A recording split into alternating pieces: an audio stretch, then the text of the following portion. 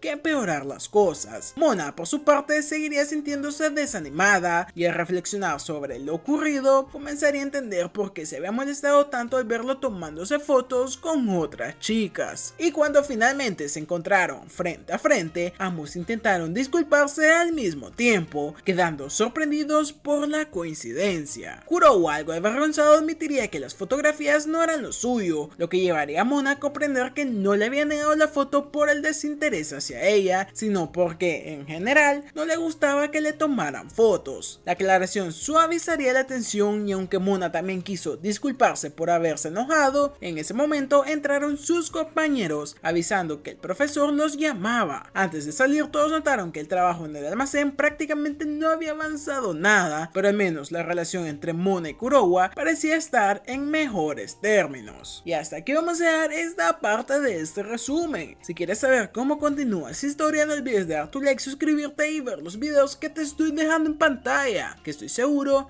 que te van a encantar.